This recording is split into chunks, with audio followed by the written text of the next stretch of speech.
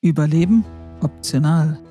Süders Wochenbericht vom 23. Februar bis 1. März 2026. Lose Enden. Hallo Einsatzleitung, bitte kommen. 2 Samariterinnen steigen freiwillig in ein fremdes Auto.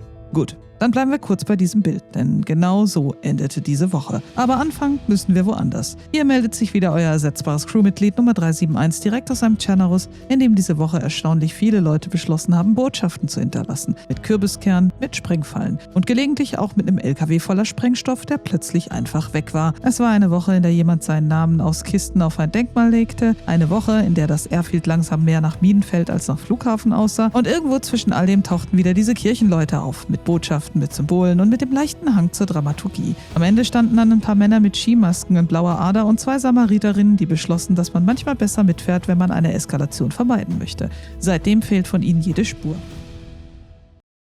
Montag, der 23.02.2026. Cone, Stolperdrähte und Gorka. Die Woche knüpfte leider ziemlich nahtlos an die vorherige an. Man hätte ja hoffen können, dass nach Schmetterling, Sora und dem ganzen Maulwurfsalat vielleicht mal kurz Ruhe einkehrte. Tat sie natürlich nicht, denn Cone war wieder da. Nicht leise, nicht würdevoll, nicht irgendwie unauffällig am Rand. Nein, Cone machte im schwarzen Brett von Prigorotki erstmal wieder sehr deutlich, dass es Cone gab. Er schrieb seinen Namen ans Brett, legte einen Pilz dazu und als wäre das noch nicht genug Selbstinszenierung, standen auch noch Cone-Kisten wieder da.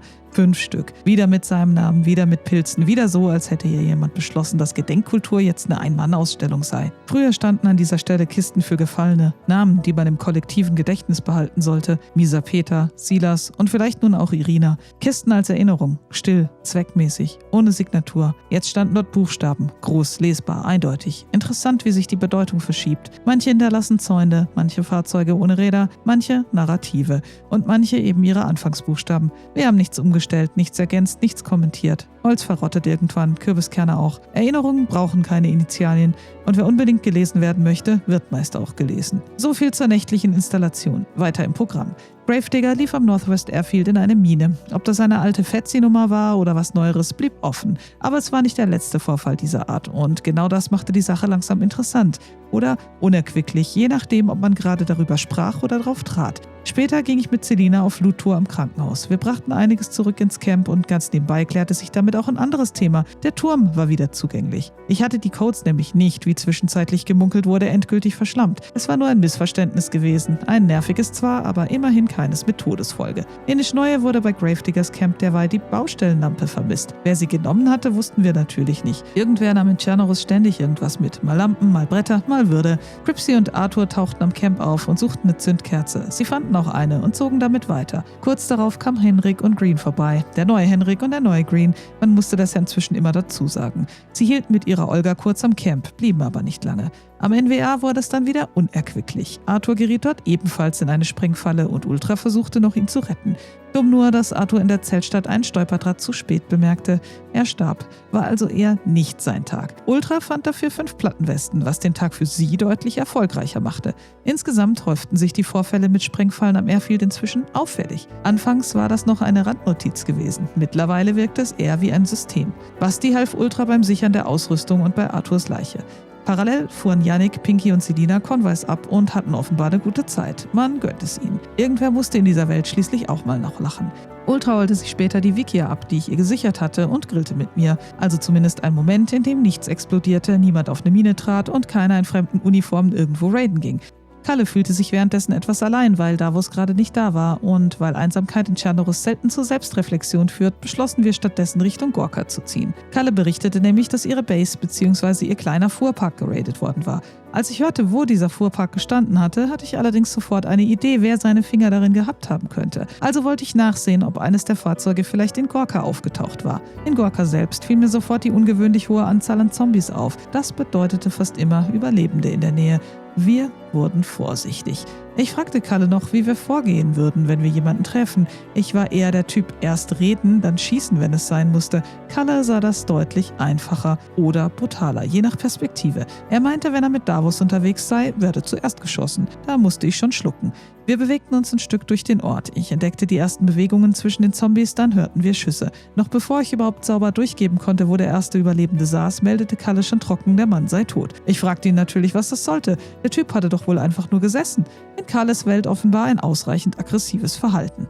Der zweite Spieler reagierte entsprechend aufgebracht und versuchte Kalle zu umrunden. Ich konnte ihn von meiner Position aus gut sehen und gab Kalle seine Bewegung durch. Ich selbst schoss nicht. Der Mann hatte mir schließlich nichts getan. Kalle sah schließlich selbst, wie der andere auf ihn zielte und drückte erneut zuerst ab. Tot. Ich bestand danach allerdings darauf, dass die Sachen der beiden gesichert wurden. Also baute Kalle mit mir noch einen Unterstand und wir verstauten alles dort, damit die beiden zumindest ihre Ausrüstung wieder bekommen konnten. Ich sagte dabei mehrfach, das seien vermutlich 2 Leute gewesen, die mit dem ganzen Chaos auf dieser Woche eigentlich nichts zu tun hatten. Kalle ließ mich reden. Wahrscheinlich, weil er wusste, dass ich in solchen Momenten ohnehin nicht locker ließ. Später brachte Jay noch Sachen für Cripsys geplante Abschlussparty am Leuchtturm vorbei. Ja, richtig gehört, eine Abschlussparty. Während am Airfield Stolperdrähte lagen und am Denkmal jemand Initialien aus Kürbiskernen legte. Jay brachte außerdem einen roten Saka für Herz mit. Nachdem Herz den letzten roten Saka in der Vorwoche an Lukas und Acid Squid verschenkt hatte, hatte sie Jay gefragt, ob sie einen Ersatz bekommen könne.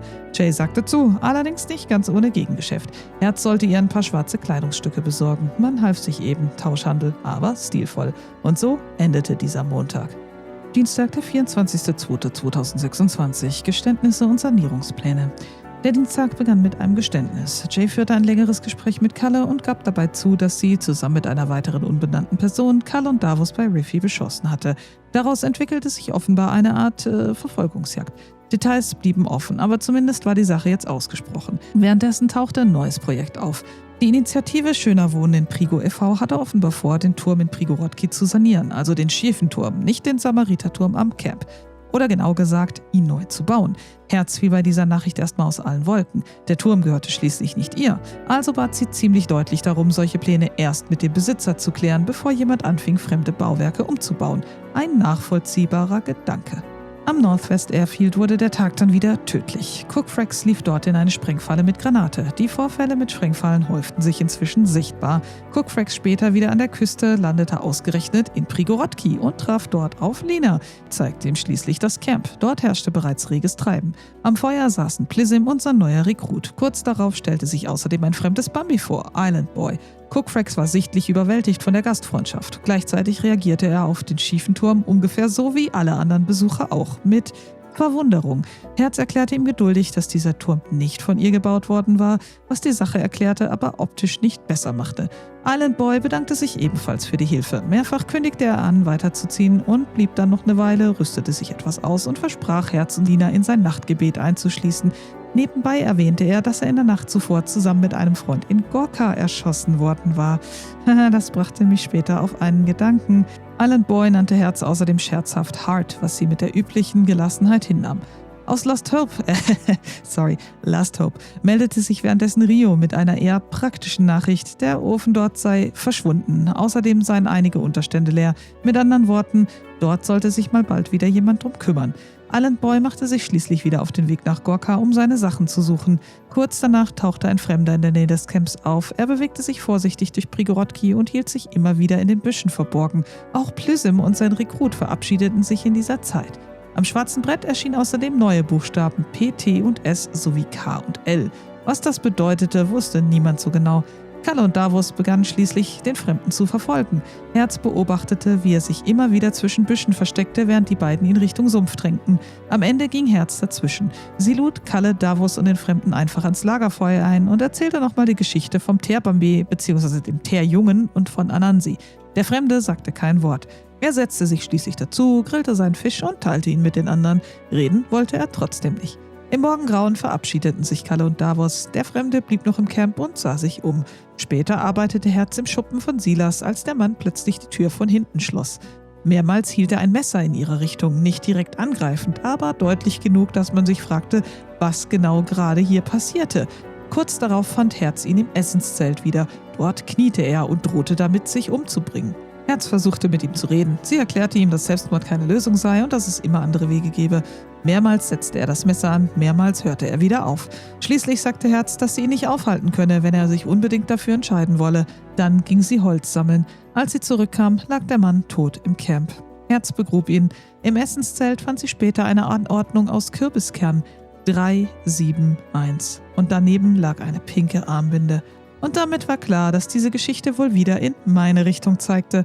Pinke Armbinde, meine Nummer. Das klang verdächtig nach Kirchenleuten. Im Zelt fand man außerdem eine Blutspende B-positiv, einige Knochen und eine rote Armbinde, die der Mann ebenfalls bei sich getragen hatte. Währenddessen holten sich Kalle und Davos noch den blauen Ader, den ich am Tag zuvor bei Gorka doch noch entdeckt hatte. Es war nicht ihre Olga, aber immerhin ein Auto, das sie für ihre Touren nutzen konnten. So endete der Dienstag. Mit einem Turm, der renoviert werden sollte, mit einem Airfield voller Fallen und einer pinken Armbinde neben meinem Namen. Mittwoch, der 25.02.2026. Die Diener des Heiner und ein Ikea-Raid. Der Mittwoch begann mit einem kleinen Hinweis darauf, dass jemand in der Nacht beim Novo Tower vorbeigeschaut hatte. Ein Raid-Versuch, wie es aussah. Am Morgen waren die Spuren noch zu erkennen. Wirklich Schaden war allerdings nicht entstanden. Jay hatte alles wieder schnell verschlossen. Problem erledigt, zumindest fürs Erste. Währenddessen fuhren Kalle und Davos mit ihrem Ader durch Prigorodki und wirkten auffallend zufrieden mit sich selbst. Ein fahrbares Auto hatte in dieser Gegend eine ähnliche Wirkung wie ein frisch renoviertes Badezimmer. Man war einfach froh, eins zu haben. Im Camp standen an diesem Morgen 4 Bambis. Einer von ihnen erkannte Herz sofort als Medic wieder und stellte sich als Dudley vor. Er zeigte allerdings wenig Interesse daran, wie das Camp funktionierte. Stattdessen bewunderte er vor allem ihren Plate Carrier. Das war erfahrungsgemäß ein ziemlich klares Signal, aufmerksam zu bleiben. Dudley erzählte außerdem, dass er unterwegs mit 2 Freunden gewesen sei, tat aber gleichzeitig so, als hätte er mit den anderen Bambis hier eigentlich nichts zu tun. Herz bemerkte ziemlich schnell, dass diese 4 sich wohl sehr gut kannten. Der Name Dudley kam mir außerdem bekannt vor. Nein, nicht nur von Harry Potter, aber er war zu bekannt. Es gab da Geschichten, die Charlie und Tabasco immer wieder erzählt hatten. Von einem gewissen Dudler, von Raids gegen Raids und von dreistelligen Zahlenschlössern, die angeblich immer wieder die gleiche Kombination hatten.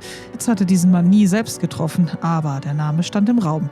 Noch bevor sie genauer nachfragen konnte, zog Dudley allerdings weiter, als hätte er genau gewusst, dass längere Gespräche mit Herz selten ohne Nebenwirkungen blieben. Währenddessen halfen Kalle und Davos Acid Squid, dessen roten Saka offenbar einen Unfall gehabt hatte. Sie spendierten ihm Kühler, Zündkerze und Batterie. Bei der rostigen Axt stellte Echo fest, dass dort inzwischen keine Unterstände mehr standen, also begann er, selbst wieder welche aufzubauen. In Beresino fand Gravedigger eine Rack am Camp und entsorgte sie. Und am Northwest Airfield setzte sich inzwischen eine ziemlich auffällige Serie fort. Davis geriet dort ebenfalls in eine Sprengfalle. Herz warnte ihn noch über Funk. Sie erinnerte ihn daran, dass Cookfracks Freund am Vortag direkt nach der Explosion selbst erschossen worden war. Tevis hatte zunächst Glück, nur ein gebrochenes Bein. Kaum war der Satz ausgesprochen, tauchte jedoch ein Fremder auf und erschoss ihn. Damit war klar, da draußen stellte jemand Fallen auf und wartete anschließend darauf, dass sie hochgingen. In Tscherno fand man später ein Partyzelt mit einer Pistole, die entsorgt wurde. Selina holte Tevis anschließend von der Küste ab, wo er gespawnt war. Danach suchten Selina und Herz noch einmal das Airfield nach dem Schützen ab, aber sie fanden nichts. Später fuhren sie nach Krona, um Schwester Jeva zu besuchen. Auf dem Weg entdeckten sie in der Nacht einen weißen Ader. Ein Auto mitten im Nirgendwo war selten ein Zufall. Herz sah ihn sich genauer an. Selina erkannte ihn sofort. Renato.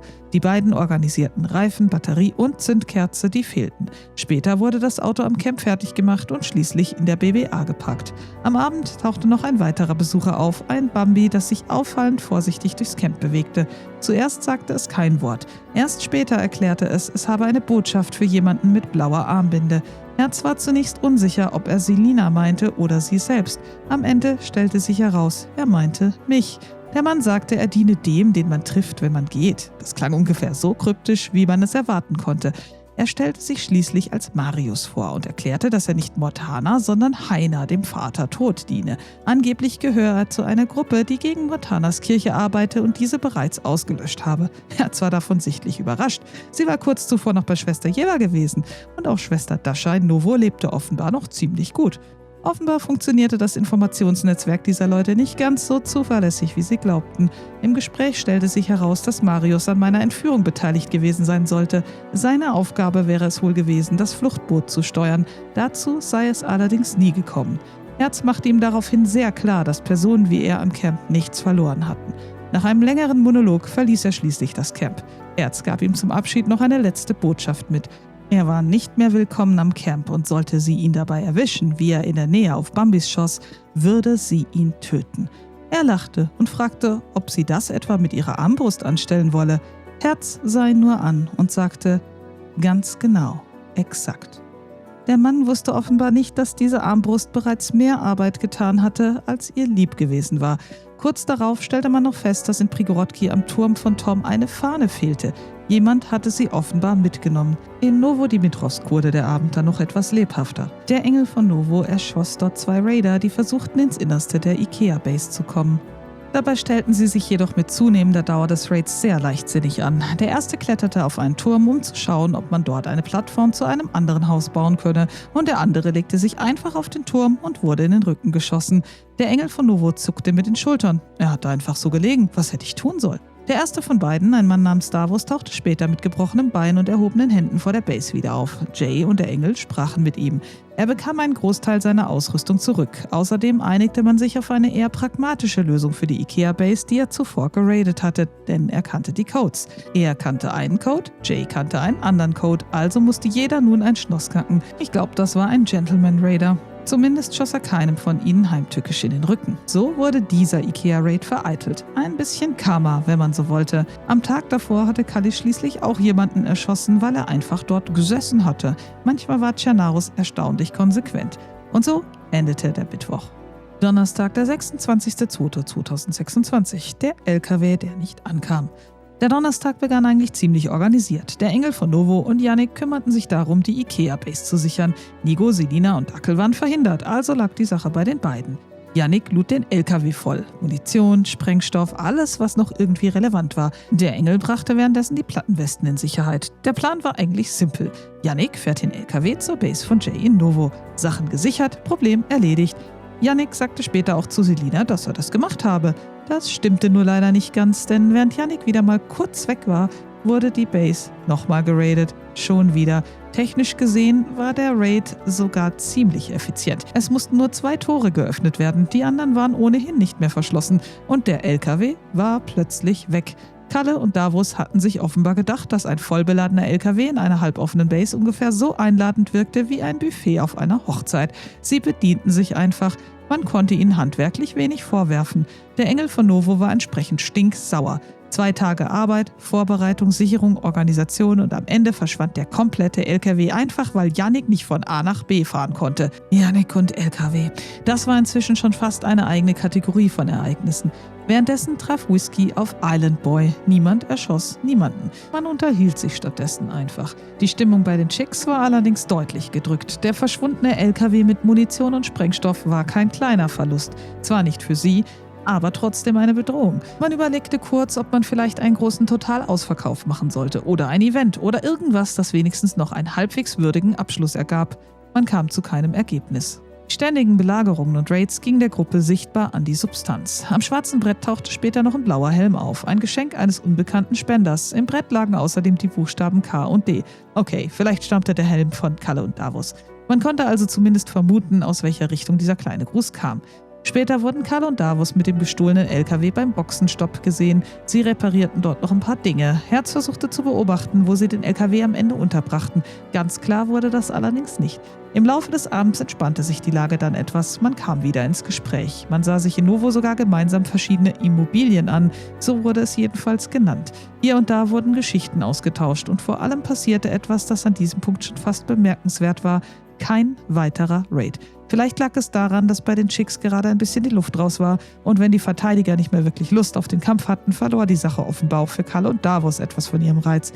Zumindest für diesen Abend. Und so endete der Donnerstag mit einem verschwundenen LKW, einem blauen Helm im schwarzen Brett und der stillen Erkenntnis, dass man in Tschernarus manchmal nicht einmal gegen Feinde verlieren musste. Manchmal reichte schon schlechtes Timing. Freitag, der 27.02.2026. Lange Finger. Der Freitag begann mit einer Bestandsaufnahme. Herz überprüfte das Camp in Prigorodki und stellte fest, dass es wieder einen Fall von Vandalismus gegeben hatte. Die Fahne war heruntergezogen worden, verschiedene Dinge lagen auf dem Boden. Zerstört war nichts, aber jemand hatte sich offenbar die Mühe gemacht, alles einmal umzudekorieren. Der LKW, den Herz am Abend zuvor noch beobachtet hatte, war ebenfalls verschwunden und auch Kalle und Davos wussten nicht, wo er geblieben war. Das deutete darauf hin, dass eine dritte Partei sich bedient hatte. Der Medic-Zeltbereich war komplett leergeräumt, das gesamte Basenbaumaterial verschwunden, selbst die Kisten waren weg, bis auf 2 in Silas Hütte. Die Feuerholzkiste von Silas fehlte ebenfalls und die Kiste beim schwarzen Brett. Der Rest war offenbar einfach abtransportiert worden, vermutlich mit genau diesem LKW. Und auch der Pitstop blieb nicht verschont. Alle Kanister waren weg, alle Kühler ebenfalls. Wie viele Autos man mit dieser Menge Kühler wiederbeleben wollte, blieb offen, aber jemand schien einen Plan zu haben. Bei Tscherno entdeckte Herz später mehrere tote Zombies und ein Huhn. Kurz darauf sah sie auch ein Bambi, das beim Militär offenbar Selbstmord begangen hatte. Ein Schuss war zu hören gewesen. Zur gleichen Zeit sah sie noch, wie ein Boot vom Leuchtturm ablegte, mit 1 oder 2 Überlebenden an Bord. Genauer ließ sich das aus der Entfernung nicht erkennen.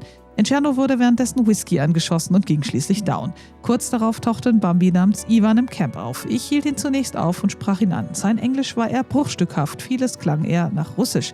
Währenddessen holte Davos Whisky ab. Ich erklärte Ivan kurz, wie das mit den Camps funktionierte und ließ ihn schließlich weiterziehen. Nicht lange danach tauchte ein weiterer Mann auf, Igor. Er erklärte, dass er mit Ivan unterwegs gewesen sei und es zuvor einen Kampf mit Whisky gegeben habe. Nach einigem Zögern erwähnte er außerdem, dass sie vermutlich 3 bis 5 Leute seien. Eine Information, die er erst preisgab, nachdem ich ihn direkt danach gefragt hatte. Igor selbst war in diesem Kampf offenbar ebenfalls gestorben. Am Ende verloren wir die Spur der beiden. In Last Hope fehlte jedenfalls später ein Zelt, zusammen mit der gesamten Medic-Ausrüstung. Offenbar war die gleiche Gruppe wie in Prigorodki auch dort unterwegs gewesen. Einige Gegenstände waren sogar einfach gedroppt worden. Man fragte sich kurz, ob jemand vorhatte, irgendwo ein Krankenhaus aufzumachen. Währenddessen hatten Kalle und Davos eine eher unangenehme Begegnung. Ein Bambi überraschte sie mit einer MK, zumindest Kalle wurde dabei erwischt. Davos regelte den Rest. Trotzdem war die Überraschung wohl ziemlich kalt gewesen. Zwischendurch bekam Darkel von Selina seinen geliebten Renato zurück. Das führte allerdings zu einer neuen Frage. Was macht man eigentlich mit Renato Nummer 2? Darkels Lösung war pragmatisch. Er vergrößerte einfach die Garage. Problem gelöst. Die Fahne von Cripsy wurde an diesem Tag übrigens ebenfalls wieder gestohlen. Man konnte fast die Uhr danach stellen. Am Abend traf Herz in Tscherno schließlich auf eine kleine neue Gruppe. Shannara, Jericho und wieder einmal Island Boy. Sie waren neu in der Gegend. Dabei stellte sich auch raus, dass Island Boy tatsächlich der Mann aus Gorka gewesen war, der da zusammen mit seinem Freund erschossen worden war. Ja, sorry guys. Ich entschuldigte mich nochmal für diese Begegnung. Die Sache war schließlich nicht ganz nach Plan gelaufen. Island Boy nahm es erstaunlich gelassen. Er hatte sogar Respekt vor Kalles Schießkünsten und bedankte sich außerdem dafür, dass wir die Ausrüstung gesichert hatten.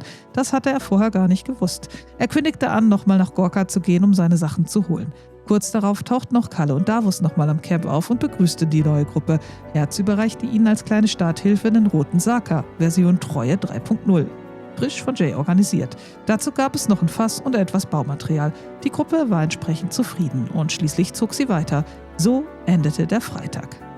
Samstag, der 28.02.2026. Offene Fragen. Beim Durchgehen meiner Berichte der letzten Tage blieb ich an einer Sache hängen, die irgendwie nicht zusammenpasste. Die Geschichte mit Cripsy, Green und dem angeblichen Menschenfett am Camp. Ich konnte mir einfach nicht vorstellen, dass Cripsy jemanden am Camp ernsthaft Menschenfett gegeben haben sollte. Also sprach Herzi nochmal darauf an. Seine Version klang deutlich anders. Er erzählte, dass er Henrik und Green ursprünglich beim Raiden auf Prison Island getroffen habe. Danach seien sie gemeinsam Richtung Balota gezogen.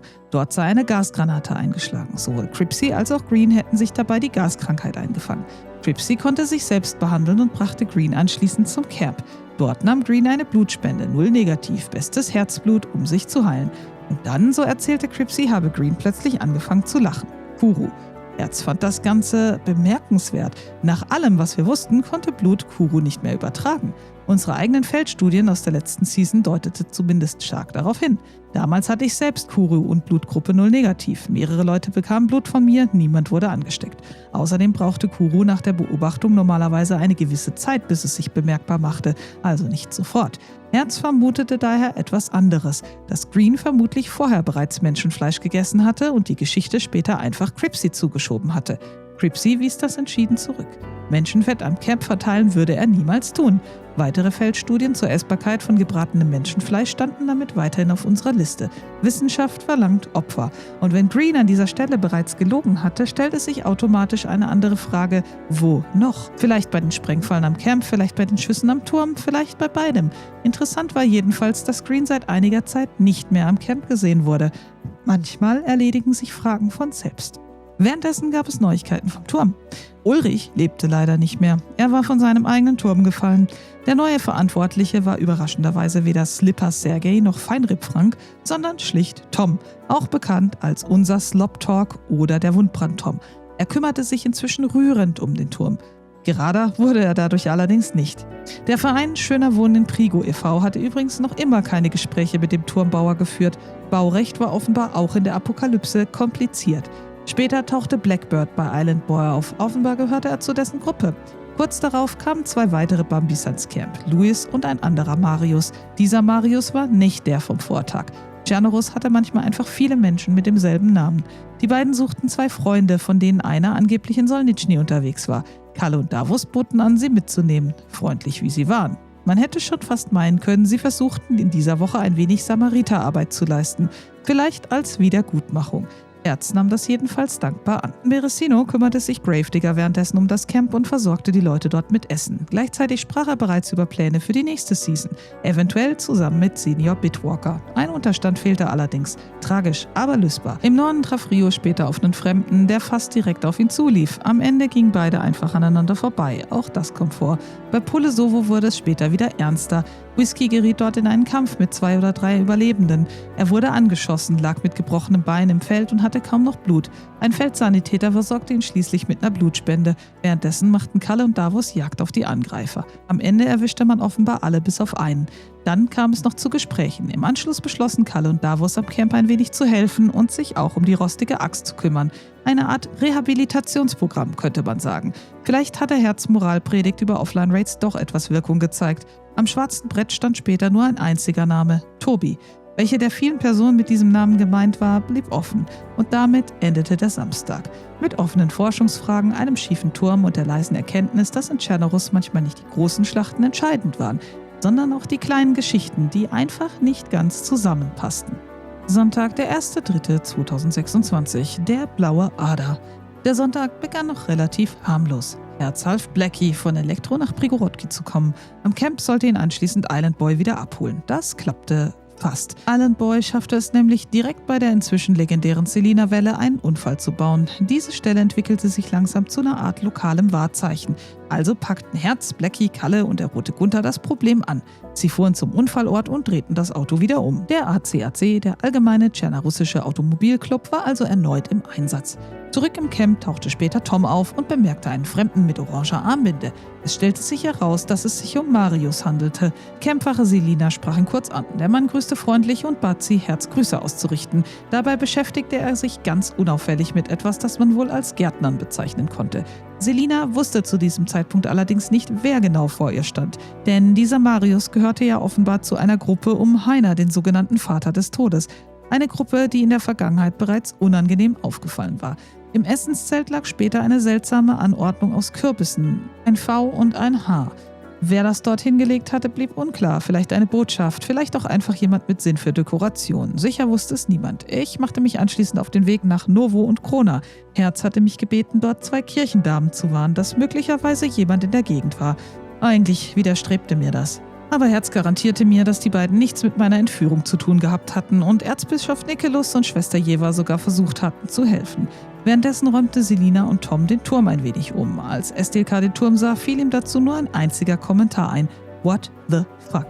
Eine Einschätzung, die man durchaus nachvollziehen konnte.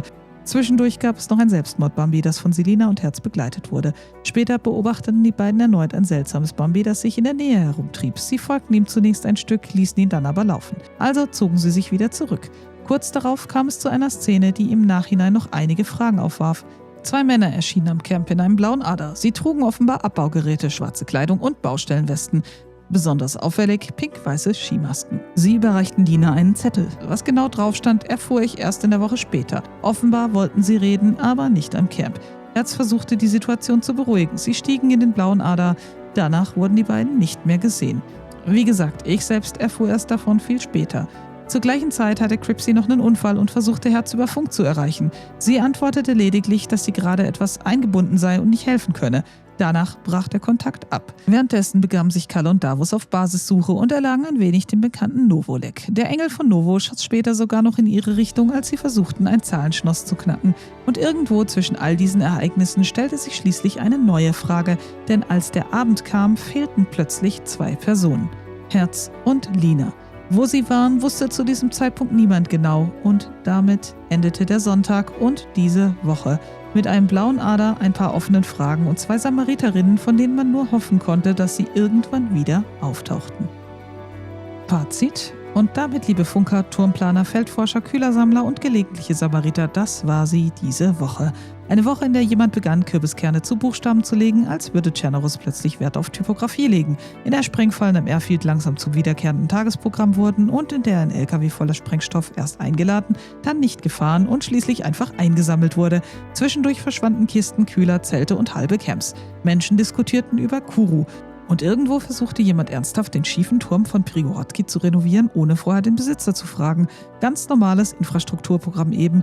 Kalle und Davos probierten sich zwischen Raids und Samariterdiensten durch eine moralische Grauzone. Die Kirche schickte wieder Boten mit kryptischen Botschaften und am schwarzen Brett tauchten Namen auf, von denen niemand so genau wusste, was sie eigentlich bedeuten sollten. Und dann, ganz am Ende der Woche, passierte etwas, das ich erst im Nachhinein begriff. Ein blauer Ader kam ans Camp, Herz und Selina stiegen ein. Danach fehlte von beiden jede Spur. Manchmal merkt man erst später, welcher Moment eigentlich der wichtige war. Wenn ihr mich sucht, ich sitze am Feuer, überprüfe die Frequenzen und frage mich, wer diese Woche eigentlich wen beobachtet hat. Nummer 371, Ende.